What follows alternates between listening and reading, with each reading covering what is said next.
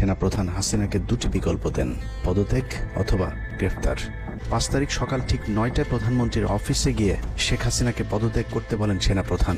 শেখ হাসিনার কথা শোনার সাথে সাথে 5 তারিখ সকাল ঠিক 9টায় প্রধানমন্ত্রীর অফিসে গিয়ে শেখ হাসিনাকে পদত্যাগ করতে বলেন সেনাপ্রধান। শেখ হাসিনার কথা শোনার সাথে সাথে সেনাপ্রধানকে দৌড়ে মারতে আসেন। এ সময় 3 বাহিনী প্রধানকে অকথ্য ভাষায় গালাগাল করেন শেখ হাসিনা।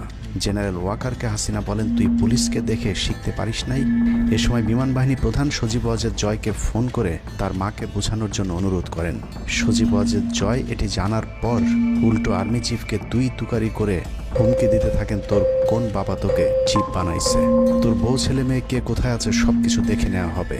রাগান্বিত হয়ে এরপরে সজীব ওয়াজেদ জয় লাইভে গিয়ে আবল তাবল বকতে থাকেন।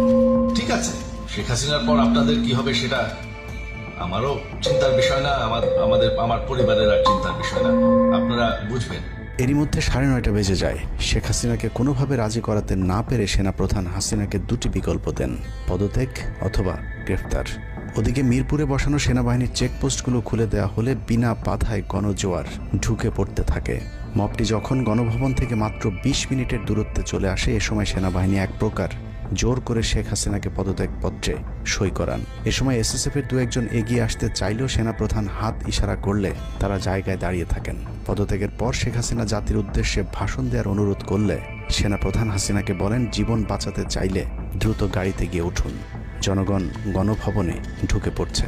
সেনাবাহিনীর মতে শেখ হাসিনা সেদিন মাত্র 5 মিনিটের জন্য বেঁচে গিয়েছেন, তা না হলে জনগণ তাকে ধরে ফেলত।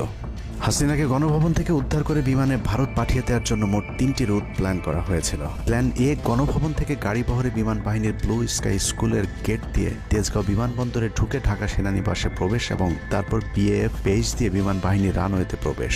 সেখান থেকে বিমান বাহিনীর C-130 যে বিমানে ভারতে উড্ডয়ন। দুর্ভাগ্যজনকভাবে ততক্ষণে বিপ্লবী জনতা শেওড়াপাড়া রাস্তা দিয়ে বিমান বাহিনীর ব্লু স্কাই স্কুলের গেট ক্রস করে আগারগাঁও চৌরাস্তা পর্যন্ত চলে এসেছিল। ওদিক দিয়ে ক্যান্টনমেন্টের জাহাঙ্গীর গেটও ছাত্র জনতার দখলে, তাই গণভবন থেকে গাড়িতে করে ঢাকা সেনানিবাসে ঢোকার সব পথ বন্ধ হয়ে গিয়েছিল, যে কারণে প্ল্যান বি অবলম্বন করতে হয়েছিল হাসিনাকে উদ্ধারকারীদের।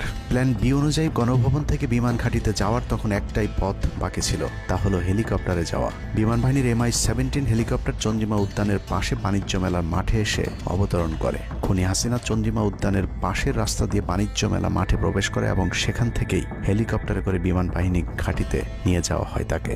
সেখানে গিয়ে তারেক সিদ্দিকী এবং সালমান এফ রহমানের জন্য কিছুক্ষণ অপেক্ষা করে শেখ হাসিনা। তবে শেষ পর্যন্ত সালমান এফ রহমানের পৌঁছাতে দেরি হওয়ায় শেখ হাসিনাকে নিয়ে কোনো গন্তব্য ছাড়াই 10টা 45 মিনিটে উড়াল দেয় বিমান বাহিনীর